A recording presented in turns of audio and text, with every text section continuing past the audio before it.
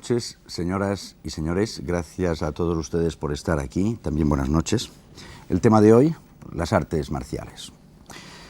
El hilo conductor de esta conversación que vamos a mantener aquí, y ojo, porque esto es muy importante, es la siguiente idea expresada en un verso de Antonio Machado. Busca a tu complementario, que marcha siempre contigo y suele ser tu contrario. Artes marciales.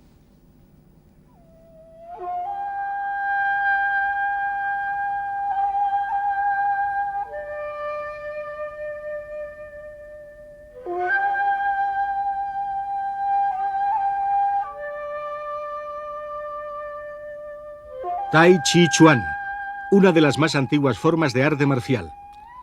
Tai Chi Chuan, literalmente, la acción del hecho supremo, es una forma de meditación en movimiento.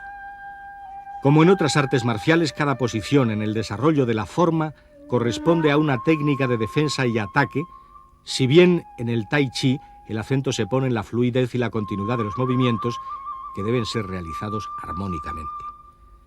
El objetivo es disipar los bloqueos y equilibrar el flujo interno de la energía y su efecto, restablecer un estado de paz y armonía en el individuo que le permita elevar su estado de consciencia.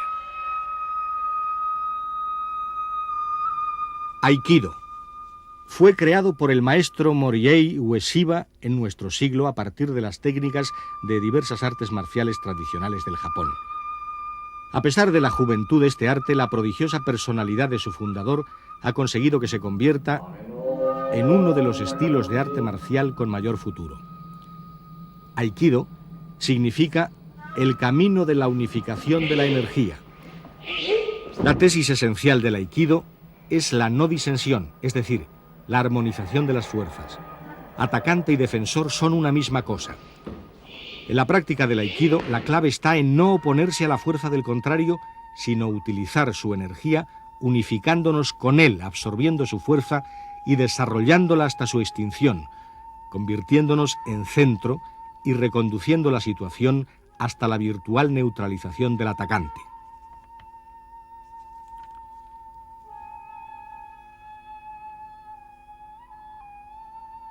Karate Do, camino de mano vacía.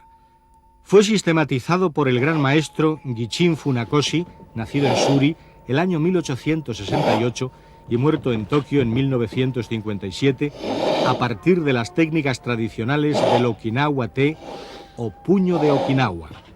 Los que ahora contemplamos son katas superiores de la escuela Goju-ryu, en la que se presta especial atención al control de la respiración y la concentración en el bajo abdomen.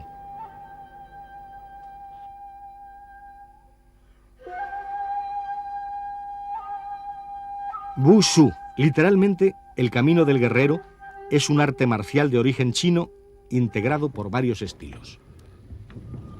Nanquan, boxeo del sur, y Changquan, boxeo del norte, son las dos grandes familias del Wushu que incorporan en su seno muchas y muy variadas modalidades de lucha, unas con armas y otras de mano vacía. En este momento podemos ver Tao Lu, es decir, formas o caminos, tanto de los estilos del norte como de los estilos del sur. Tienen especial importancia en este arte marcial la coordinación y la plasticidad de los movimientos realizados sin que por ello se pierdan potencia y concentración.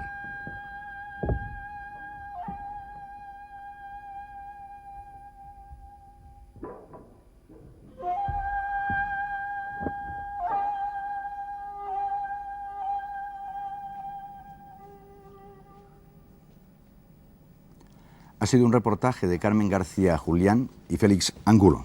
Y la primera pregunta es para Alfredo Tuxi, que es editor, profesor de artes marciales, escritor también.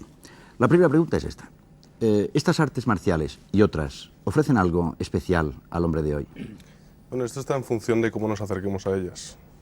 Si lo hacemos buscando la efectividad de unas técnicas para derrotar a los demás, o si lo hacemos con el objetivo de derrotar nuestras propias limitaciones y ampliar los horizontes de nuestra conciencia. Si este es el caso, evidentemente ofrecen muchas cosas, un espacio para el autoencuentro y un camino para la realización personal. Isidro Palacios, ¿en qué te basarías tú, que Isidro Palacios es escritor y es periodista, en qué basarías tú justamente las características de las artes marciales para afirmar su actualidad?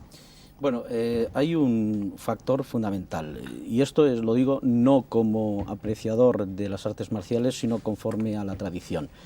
Es decir, las artes marciales obedecen a un principio básico, que es el reconocer que el mundo es una lucha, es un combate, es una guerra.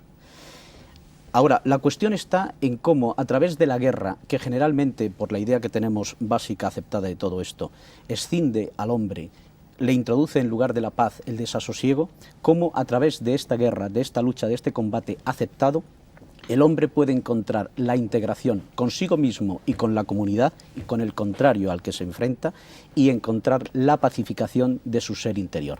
Esto creo yo que es la clave de las artes marciales aplicada a nuestra vida cotidiana, en el sentido de, pasando por la aceptación de la lucha, llegar a la integración y a la pacificación del ser humano y de la comunidad, justo lo contrario de lo que la guerra convencional o digamos extermicionista, por si se me permite esta expresión, pretenden. Carmelo Ríos es escritor, es orientalista, es profesor además de Aikido, profesor de artes marciales. ¿Y cómo explicarías este camino, esta vía? ¿Sería una lucha contra uno mismo? ¿Es verdaderamente una lucha? Bueno, para mí el arte marcial es ante todo la vivencia de la muerte cotidiana, el saber morir a cada instante de la vida. Habría que ver la metafísica oriental, donde se practica el desapego y el abandono del fruto de la acción. Es la vía caballeresca que nos permite vivir intensamente. Yo creo que para ser un hombre de artes marciales, un budokai, hay que ser un hombre apasionado, en el sentido positivo, en el sentido espiritual de la palabra pasión, es decir, un hombre que sea capaz de vivir en el instante que pasa con todo su mente, su corazón y su cuerpo. De esta forma se puede llegar a trascender la muerte misma. Para mí es el tuteo continuo con la muerte en el entrenamiento, con todo lo que mata, es una especie de homeopatía de la muerte, homeopatía de la violencia. Con pequeñas dosis cotidianas de violencia nosotros conseguimos superar el mayor temor del hombre, que es el miedo a morir. No solo a morir físicamente, sino intelectualmente, afectivamente. Tener miedo a perder las posesiones materiales e intelectuales. Para mí la vida del guerrero, que por cierto creo que no hay otra, el hombre tarde o temprano reconoce que es la única vía posible y aceptable en este mundo, es el saberse superar en el sentido de unir, disolver el ego, romper el ego individual para armonizarlo con el yo superior o con el yo absoluto. Tú sabes que estas palabras que acabas de decir ahora, no sé si se entienden, pero por lo menos no interesan a nadie. No, diría yo que son una vida de soledad, es un camino maravilloso porque hay que vivirlo en la soledad de sí mismo. Yo le llamo la vía del guerrero errante. En Japón había dos tipos de hombres, los samuráis, que eran los hombres de armas o los sicarios, y los peregrinos, los vagabundos, los ronin. Yo creo que un hombre de artes marciales tiene que ser un hombre vagabundo de la vida, de la experiencia, que pueda vivir intensamente cada momento de su vida como si fuera el último. Yo creo que un budokai tiene que entrenarse y vivir a tumba abierta. Solo en ese momento consigue vivir la experiencia de ser un hombre entre los demás hombres. Sí, sí. Fernando Sánchez Dragó, a quien ustedes ya conocen, el escritor. Cuando ha dicho guerrero errante, el anterior entrevistado, se me ha ocurrido inmediatamente la palabra de Fernando, un hombre errante, camina de un lado para otro y tal. Guerrero errante, Fernando. Bueno, yo creo que Fernando Guerrero errante, pero yo creo que tendríamos que explicar un poco lo que es el guerrero, porque a lo mejor la gente que nos está escuchando confunde el guerrero con Bush o con Saddam, que son más bien lo contrario de un guerrero. Bueno, el guerrero es uno de los grandes arquetipos de la sociedad sagrada, de la Civitas Dei, arquetipo que no funciona en la polis, que no funciona en la ciudad de los hombres, que no funciona en el territorio laico. Estos arquetipos, pues uno sería el santo, otro sería el justo, que no es lo mismo que el santo, otro sería el brujo, el chamán, el hierofante, otro sería el monje y otro efectivamente sería el guerrero. El guerrero es el que elige, como se señala en la Bhagavad Gita, donde se nos da la mejor definición de guerrero que hasta ahora se haya formulado, creo yo, es el que elige el yoga de la acción, el yoga de mezclarse estrechamente con la vida, el yoga en cierto sentido teresiano de andar entre los pucheros. Entonces, ¿cuál es la función del guerrero? La función del guerrero no es en modo alguno desencadenar la guerra, al contrario, la función del guerrero es intervenir en la guerra para corregir sus excesos a través de la práctica de las virtudes de la prudencia, de de la justicia, de la fortaleza y de la templanza. La función del guerrero, por ejemplo, consiste en recuperar el centro. Prototipo del guerrero es Teseo. Teseo, ayudado por una mujer, por el hilo de Ariadna, ya tenemos aquí la complementariedad de Machado, ya tenemos aquí el yin y el yang, recorre el laberinto de la vida y se apodera del centro en donde estaba instalado el maligno, que es el Minotauro, y restituye a sus semejantes, a los seres humanos, el centro. De esta forma, el ser humano, instalado en el centro, domina el universo, se integra en el equilibrio cósmico. La guerra altera el equilibrio cósmico y precisamente la función del guerrero es restablecer, mediante la paz, otra vez la coincidencia opositorum, otra vez la complementariedad, restablecer ese equilibrio. Y curiosamente para eso el guerrero utiliza una serie de herramientas, algunas han salido ya a relucir en las respuestas de los demás interlocutores del programa o en el documental que hemos visto al principio, utiliza las mismas herramientas que utiliza en el camino de perfección el yoguín, el santo, el monje, en fin, cualquier persona que quiera adentrarse por ese camino. Por ejemplo, la concentración. Es importantísimo, es decir, concentrarse en un solo acto. El ki, como se llama en japonés, la energía vital, en el kendo, por ejemplo, hay que concentrar el ki en el momento en que se descarga el golpe con el sable.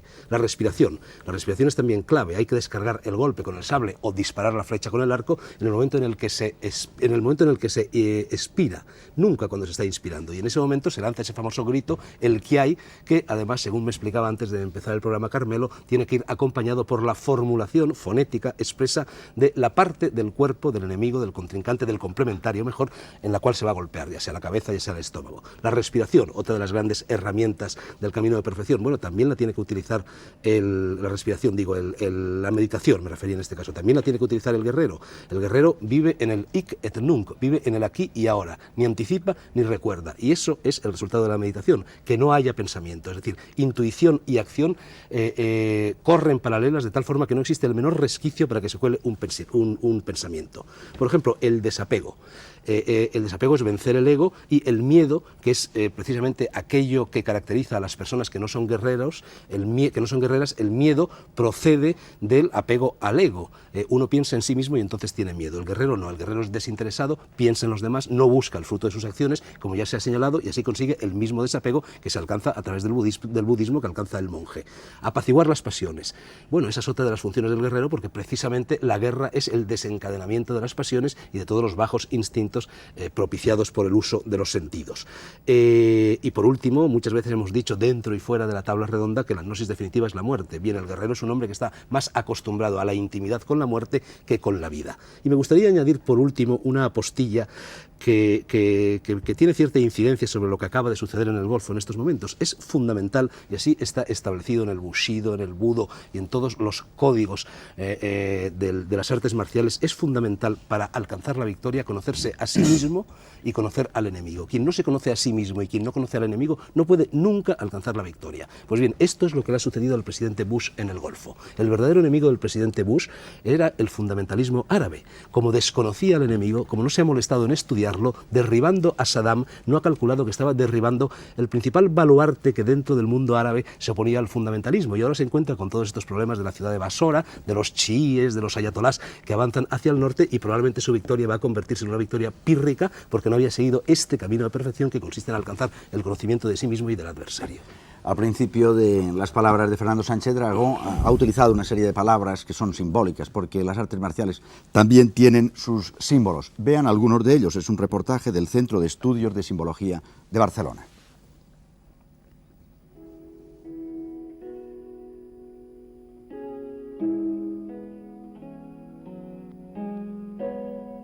Las artes marciales, como todas las verdaderas artes tradicionales de Oriente y Occidente, son esencialmente simbólicas. Los pares de opuestos configuran la dialéctica del modelo cósmico y generan todos los ritmos y los ciclos de la naturaleza.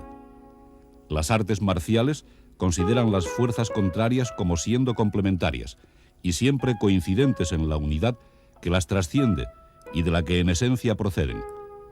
Por ella y en ella se resuelven todas las luchas y conflictos, reabsorbiéndose por remolinos o vértices espirales a la fuente central de donde habían emanado, que aparece en forma de centro o eje.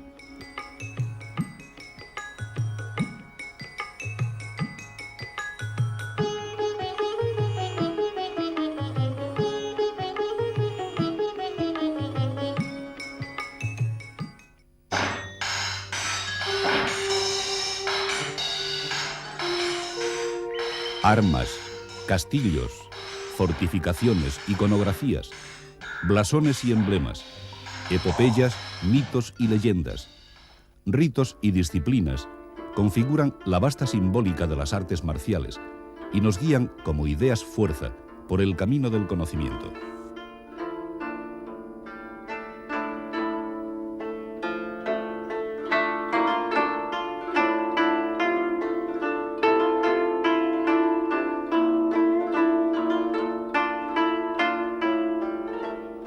La vía del guerrero actualiza la mítica lucha entre devas y asuras, dioses y titanes, ángeles y demonios que él reconoce y vivencia en su propia carne.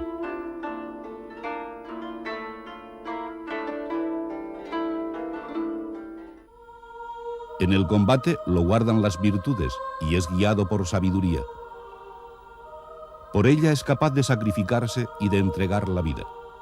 Todas sus gestas heroicas están penetradas de amor.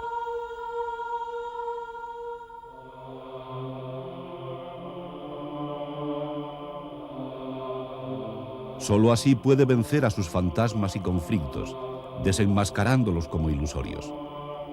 La victoria sobre ellos devuelve lo múltiple a la unidad, punto central de quietud, donde el guerrero encuentra la paz y se reconoce a sí mismo.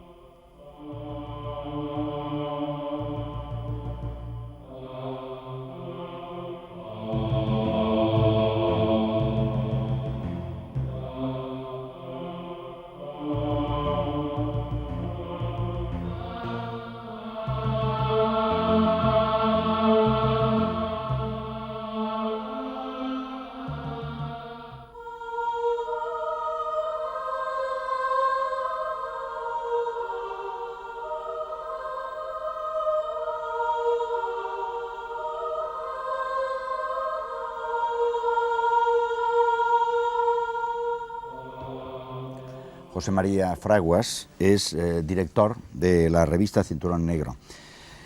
El guerrero es una figura que ha desaparecido en Occidente, si es que ha existido en Occidente, y empieza a ser ya un recuerdo para los orientales. Yo particularmente opino que no, tan solo hay que ver a Fernando y oírle hablar. Al antiguo guerrero se le reconocían una serie de valores que ya se han comentado aquí, como honestidad, sentido de la justicia, etcétera, etcétera, etcétera. Y estos valores son completamente aplicables a una persona hoy día. Evidentemente el entorno es muy diferente, si podemos hablar de los samuráis, etcétera, etcétera, al que una persona se encuentra hoy día en la sociedad, pero esos mismos valores pueden ser aplicables, ¿no? De hecho, el Bushido es el código del samurái, otro de los clásicos, el arte de la guerra de Chuang Tzu, detallan una serie de estrategias y de comportamientos y actitudes que incluso hoy día, en 1991, empresarios utilizan en sus tácticas económicas, lo que quiere decir que evidentemente el guerrero no ha muerto y la vida es lucha en sí misma, ¿no? O sea, estás hablando de las mismas tácticas, pero no de las artes marciales, sino aplicadas al mundo, por ejemplo, económico. Incluso a la economía, sí. Isidro Palacios, sin embargo, la figura como tal del guerrero, del arte marcial en Occidente, parece que no tiene imagen. Sí, bueno, en realidad Occidente no ha desarrollado artes marciales como Oriente, ¿no? Y la clave está fundamentalmente en algo que ya se ha dejado traslucir aquí de forma directa e indirecta. Es decir, el arte marcial nace precisamente del encuentro entre milicia y vida religiosa, entre guerra y religión. Oriente llegó a desarrollar las artes marciales que nacieron en los monasterios, no hay que olvidar esto, precisamente porque no escindió vida religiosa y guerra. Occidente podía haberlo desarrollado en la época, digamos, en que esta unidad permaneció. De hecho, los monjes padres del desierto y sicastas utilizan la terminología y el espíritu guerrero para describir su andadura, su camino de perfección espiritual. Esto, transportado, traslucido en la vía exterior del guerrero, podía haber dado lugar al nacimiento de las artes marciales. Sin embargo, Como todos sabemos, el espíritu profano escinde en Occidente la vida religiosa de la milicia y el guerrero se transforma simplemente en un buscador de objetivos. Se dedica a afianzar su derecho al deseo y esto precisamente es lo que hace matar el arte marcial y hace crecer la violencia y la guerra. Alfredo Tuxi, ¿se puede hablar de técnicas, de métodos, de sistemas? Sí, hay sistemas que que han sido desarrollados en Japón y son del prototipo japonés. Hay sistemas chinos, hay sistemas incluso hindúes, el Kagaripayat, el Gatka, pero yo creo que podemos hablar de dos grandes sistemas o de dos grandes estilos de método, el estilo de escuela externa y el estilo de escuela interna. Los de escuela externa se caracterizan por la búsqueda de la contundencia en sus técnicas, la efectividad, mientras que las escuelas internas buscan el desarrollo interior del neófito y la ampliación de los horizontes de su consciencia. José Olives, que también nos acompaña esta noche, es escritor, es profesor de artes marciales, pertenece al Centro de Estudio de Simbología. Este aprendizaje, esas técnicas, esos métodos, son difíciles de llevar a cabo.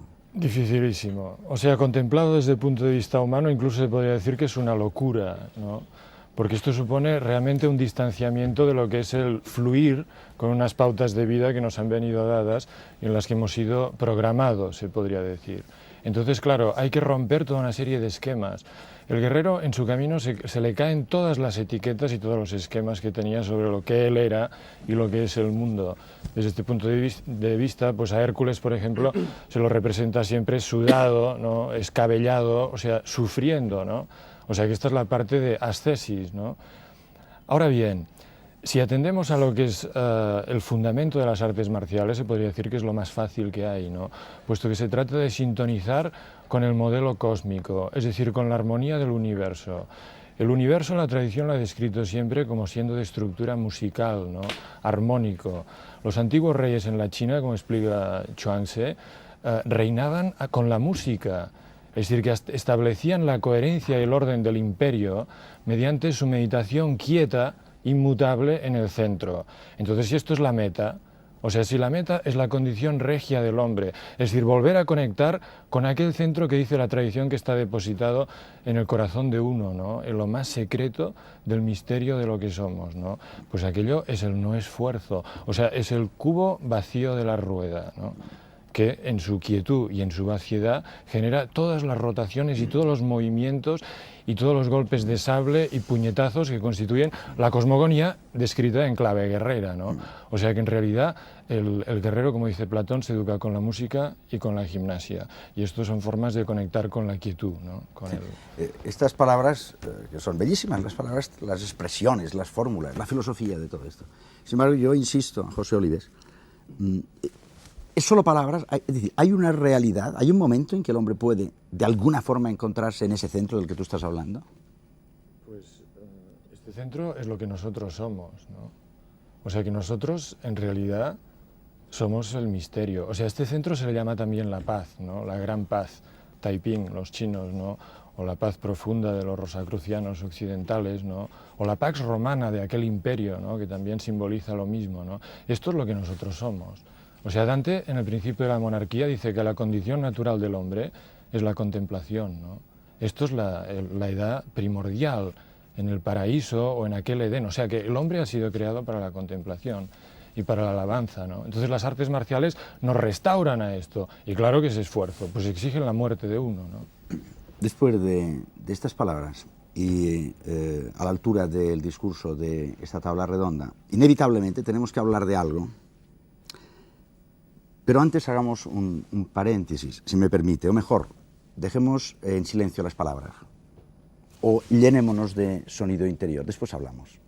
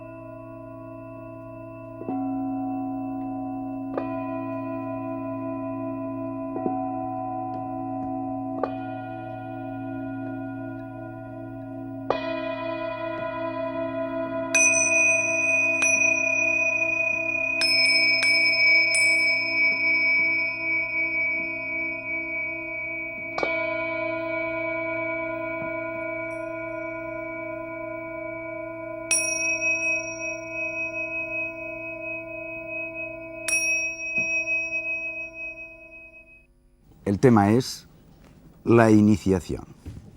Felipe Sanz es coordinador del grupo de investigación del Instituto de Artes Marciales, del Instituto de Artes Marciales Filosóficas y además de Bodhidharma, ¿no? La iniciación. ¿Qué es la iniciación en las artes marciales? Bueno, la iniciación en las artes marciales fundamentalmente responden a una necesidad de conocimiento y de realización de lo trascendente en el hombre. Y de ahí viene el término que se aplica a los diferentes estilos. Karate-do, do es el camino o la vía de realización, podríamos decir espiritual, que tiene el guerrero. En primer lugar, la iniciación supone una lucha interior, es decir, una lucha contra uno mismo. Se puede decir que el hombre está conformado de una serie de fuerzas que son contrarias y que necesitamos armonizar para poder llegar a realizarnos, a realizar eso que llevamos dentro de nosotros, que es lo trascendente. Y bueno, esta lucha de opuestos, digamos que sería un primer estadio para después superarlo a través de la armonización de los opuestos. En definitiva, la iniciación lo que supone es un conocimiento de la ley, Interior, una ley. Sí, no una ley convencional, sino una ley natural, podríamos decir, una ley divina, y a través de una metodología propia que tenían en las escuelas tradicionales de artes marciales, en las que se daban una serie de regulaciones a nivel físico, de control de respiraciones, de control de las pasiones, etc. Y también a nivel psicológico y a nivel mental, pues el hombre, digamos, que conseguía esa armonización de los contrarios y se ponía al servicio de esa ley. Sí, sí. Carmelo Ríos, siempre junto a la palabra iniciación, en casi todas las prácticas trascendentes de espiritualidad y de artes marciales aparece la figura del maestro. ¿Tanta importancia tiene la figura del maestro? Sí, yo creo que el maestro es vital. El maestro es el... En Oriente dicen que hay tres tipos de maestro. Uno, el que nos dice que hay un camino, si puede ser un libro, una persona, una experiencia de la vida, una enfermedad, puede ser un maestro.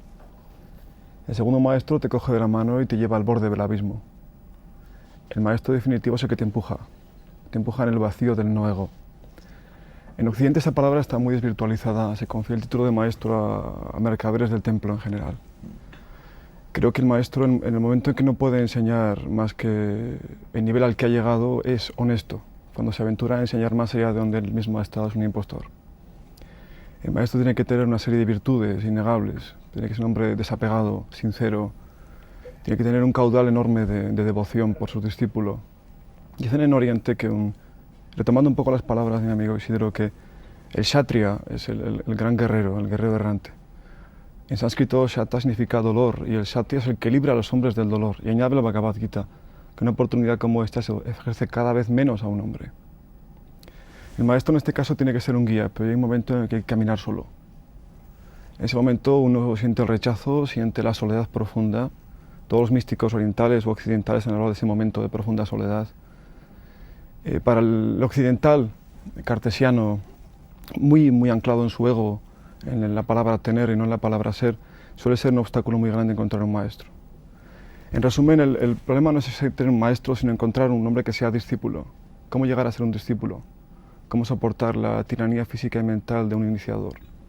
Se puede decir que hay muchos más maestros que discípulos.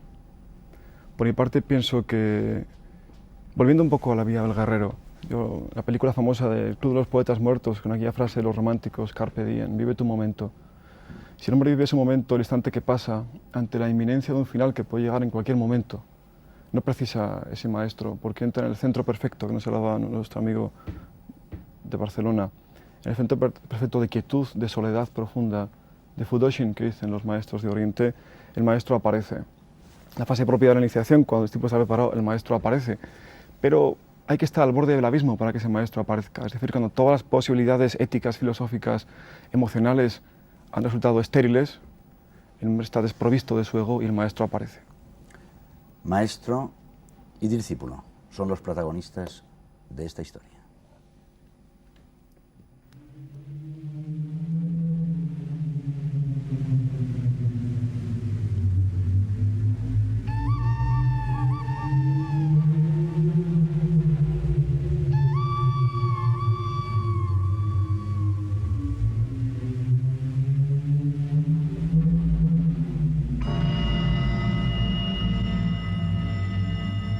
Otsuka Tenshin, aunque era muy joven, era un experto en las artes de los samuráis.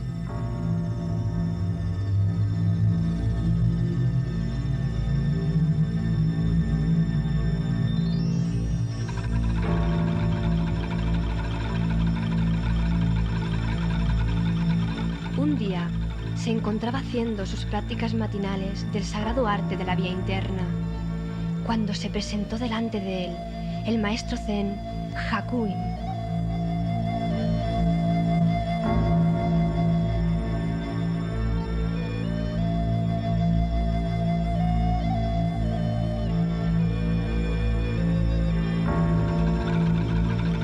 El joven samurái, cuyo anhelante corazón buscaba desentrañar los más profundos misterios, aprovechó la oportunidad para preguntar al maestro.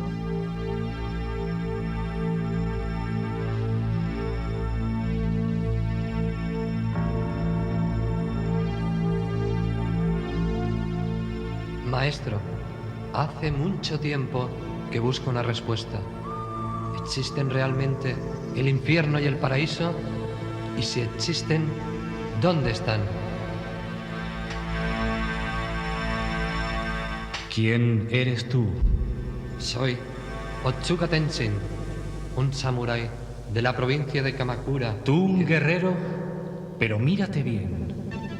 ¿Qué señor crees que va a querer tenerte a su servicio si pareces un mendigo nada más? La cólera se fue apoderando del samurái. Aferró su sable y lo desenvainó rojo de ira. Ah, incluso tienes un sable. Vaya, vaya. Pero seguramente que eres hasta demasiado torpe para cortarme la cabeza. Fuera de sí, el samurái hizo una breve exposición de su poder y levantó su sable dispuesto a golpear al maestro.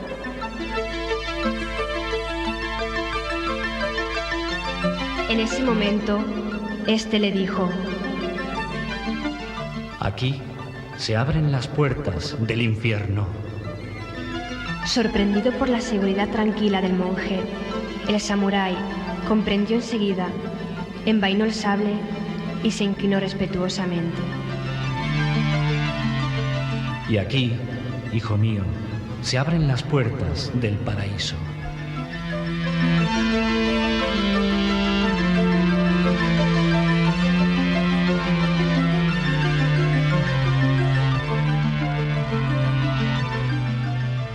Felipe Sanz, estas imágenes nos retrotraen un poco al pasado. ¿Crees que hay que volver a ese pasado para ejecutar bien las artes marciales?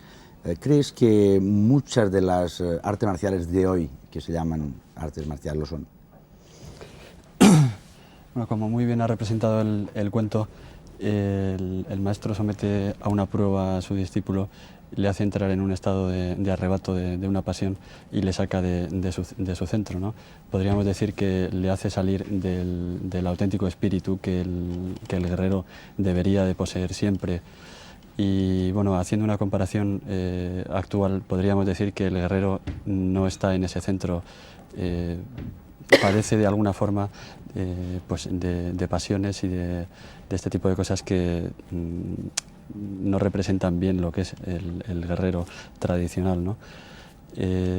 Efectivamente, vivimos en una época caótica y en la que hay una pérdida de valores, pérdida de la trascendencia y en la que existen por doquier innumerables injusticias.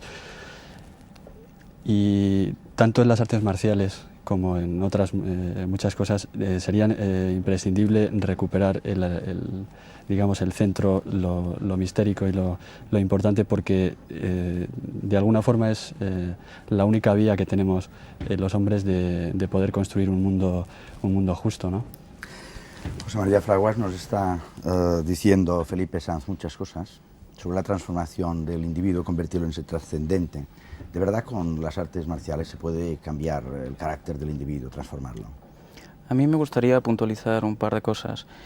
Creo que la conversación se está yendo posiblemente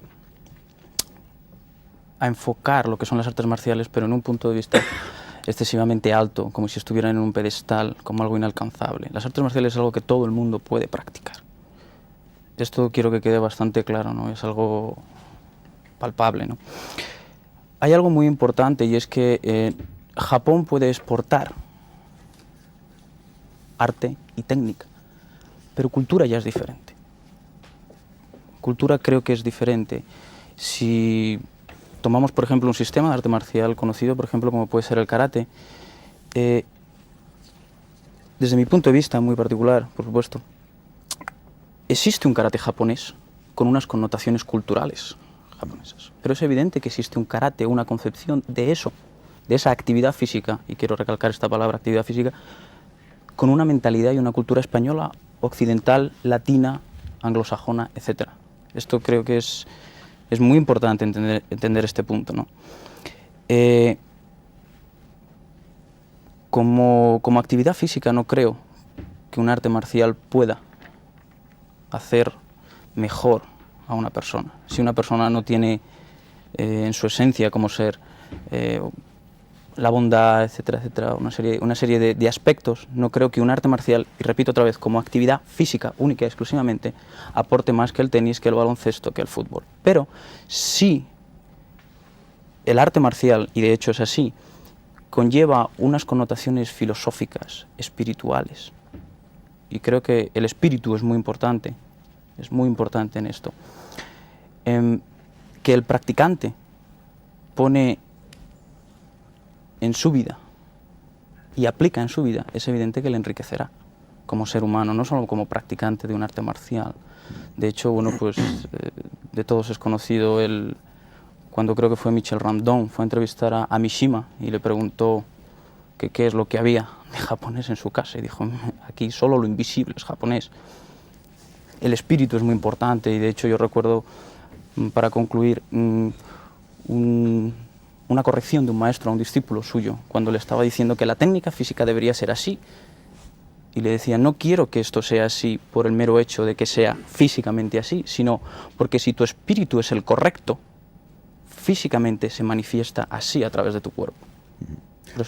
Sí, las puntualizaciones son muy interesantes, y al hilo de esas palabras tuyas, yo quiero preguntarle a José Olives si realmente, a pesar de todo lo que acaban de decir, en estas artes marciales puede haber un proceso alquímico, puede haber ese proceso de física a metafísica, ese encuentro con el espíritu del que estaba hablando muy interesantemente hasta ahora. Exactamente. Esta es la verdadera esencia de las artes marciales, o sea que también cabe hablar de ellas más allá de las versiones, digamos, popularizadas que hoy se están generalizando, ¿no? En esencia, las artes marciales pertenecen a la alquimia, tal como indica la palabra Kung Fu, que significa gran obra, exactamente la misma denominación que tiene este arte en Occidente. Entonces, esta gran obra es una obra interna en el psiquismo del hombre, ¿no? Puesto que nuestro psiquismo, nuestra alma, es la conexión que existe entre el mundo de lo conocido, el mundo en el que nos han enseñado a vivir, el mundo de los sentidos, y este misterioso centro, que es el espíritu y que es el centro de todas las cosas. Entre esta quietud y el mundo convencional de los sentidos está toda esta zona interna, poblada de dioses y de demonios, y es allí donde se produce la verdadera alquimia. Es decir, que el guerrero conoce todas estas energías que también están asociadas al cuerpo, como distintas energías o partes de él, visualizando su cuerpo como una imagen de la cosmogonía. Pero esto tampoco hay que verlo en plan técnico, como hoy día a veces se visualiza la alquimia, porque la auténtica alquimia tiene más que ver con una poética, ¿no? Porque la conexión con lo que está más allá y es misterioso es a través de la belleza. O sea que el centro del hombre, lo que hace que el hombre sea humano, es la belleza, ¿no? Entonces esto se trata de conectar con el alma interna de nosotros mismos, la que este mundo no quiere reconocer, ¿no? O sea, conectando con la poética de cada uno, ¿no? O sea, con la parte, digamos, más tierna y más negada por lo que es este mundo, ¿no? O sea, buscando lo suave en medio de toda la corteza y el envoltorio que nos intentan imponernos, ¿no? Fernando Sánchez Dragó, que antes nos había dicho que él vivía la vida como un guerrero. Si no lo hubieras vivido así, ¿hubiera sido diferente? Hombre, esta es una pregunta imposible de responder y casi imposible de formular. Y lo es por lo siguiente, lo es por algo que ya nos ha insinuado hace un momento José María Fraguas, cuando ha dicho lo de si tu espíritu es correcto, tu técnica será correcta y solo puede ser una. Es decir, yo, como todo el mundo, he venido a esta tierra, he nacido o he renacido con una misión. con unas deudas, con unas responsabilidades kármicas que compensar y que cumplir. Para hacer frente a esta deuda kármica se me ha provisto de algo que es lo que se suele llamar carácter. El niño, cuando nace, tiene ya un determinado carácter, unas líneas maestras, por lo menos, de lo que va a ser su carácter.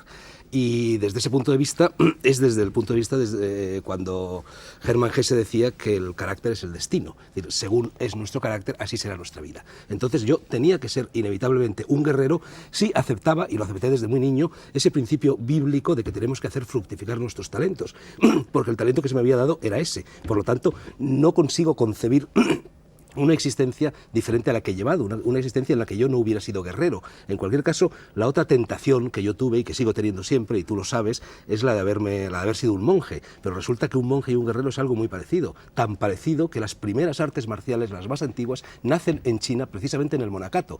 Los monjes, que generalmente eran monjes peregrinos, monjes giróvagos, iban por los caminos, abundaban los saltadores de caminos, los monjes por definición no podían utilizar armas y entonces se desarrollaron las primeras artes marciales para que los monjes pudieran defenderse solo con sus manos de estos bandidos que se precipitaban sobre ellos. De tal suerte que si no hubiese sido guerrero, hubiese sido monje y prácticamente, como digo, habría sido exactamente lo mismo. Ahora, si puesto a imaginar, me imagino una vida en la que no hubiese practicado las artes de la guerra, las artes marciales, pues sí, hubiera sido tremendamente diferente todo. Por lo pronto, no me hubiera metido en la cárcel don Francisco Franco, no me hubiera ido al exilio, no hubiera realizado la infinidad de viajes exóticos, tercermundistas, en el mejor sentido de la palabra, que he realizado, y por lo tanto mis libros no habrían existido o habrían sido diferentes a quienes son, e incluso mis hijos o mis mujeres hubieran sido también distintas, porque todas esas mujeres y los hijos habidos con ellas han sido frutos de esas aventuras corridas por el mundo. Así que sí, desde luego la vida habría sido totalmente diferente. Y si me permites, me gustaría añadir una cosa que no tiene nada que ver con la pregunta que me has hecho, pero que yo creo que es pertinente en este programa. Se ha suscitado ya en él varias veces la cuestión de en qué medida en Occidente existe también el arte marcial, en qué medida existe la figura del guerrero. Bueno, yo querría recordar esa frase de Cristo que dice no he venido a traer la paz, sino la guerra. Cristo es también el prototipo del guerrero. Cristo venía a traer la guerra, no por supuesto contra el orden cósmico, sino contra el desorden cósmico que se había introducido en el Imperio Romano, y por lo tanto Cristo es el gran ejemplo del guerrero para la sociedad occidental. Sí. Felipe Sanz, en algunos momentos Carmelo Ríos ya ha hecho alusión a la muerte hablando de las artes marciales. ¿Podría puntualizar algo brevemente sobre este tema? Sí, en primer lugar querría decir una cosa a tu última alusión. No sé si lo dijiste por lo último que yo había mencionado. Efectivamente, nosotros pensamos que las artes marciales tradicionales y su auténtico significado se pueden practicar hoy en día, pero hay una realidad muy clara, y es que bueno, la mayor parte de la gente que las practica lo hace exclusivamente a un nivel deportivo, ¿no? Y bueno, concretamente con respecto a la pregunta que me haces, la postura del guerrero frente a la muerte es la siguiente. Nosotros, con nuestra mentalidad occidental, pues nos resulta muy difícil entender lo que es la muerte, y creo que es precisamente porque tenemos un gran apego a nuestro cuerpo, dada la educación materialista que tenemos, ¿no? Pero en realidad la muerte no existe, puesto que existe lo que decíamos antes, existe el misterio en el hombre, existe la parte espiritual, y esa no muere. Se podría decir que bueno, lo que muere es el cuerpo y el espíritu pasa a otro plano, a otra dimensión, etcétera, ¿no? Y bueno, el guerrero a través del combate conseguía su plena realización, puesto que digamos que era su camino, y no la temía, no temía la muerte. Incluso hasta pienso que lo afrontaba de una forma alegre, y porque sabía que estaba sirviendo a una causa justa, a una ley trascendental, ¿no? Sí. Isidro Palacios, Isidro Palacios, periodista, ha investigado mucho sobre las artes marciales, ha hecho estudios muy profundos. ¿Cuál es el resultado de estas artes? Bueno, yo retomando la respuesta que José María Fraguas precisamente estaba diciendo al respecto de que todo el mundo puede practicar las artes marciales, yo creo habría que añadirle a eso, yo creo que todo el mundo debe practicar las artes marciales, vivir la vida como un arte marcial, porque en realidad el arte marcial, la vida tiene una doble dimensión. Por una parte nos enfrenta con nosotros mismos, somos un mar embravecido de pasiones, de oscuridades a las que hay que vencer, y a través del arte marcial el hombre puede llegar a encontrar esa paz que solo existía en el paraíso. Por lo tanto, la vía del guerrero es una vía de reencuentro con el paraíso. Pero al mismo tiempo, el hombre, no hay que olvidarlo, vive en comunidad. El hombre tiene la agresividad a flor de piel, la violencia a flor de piel.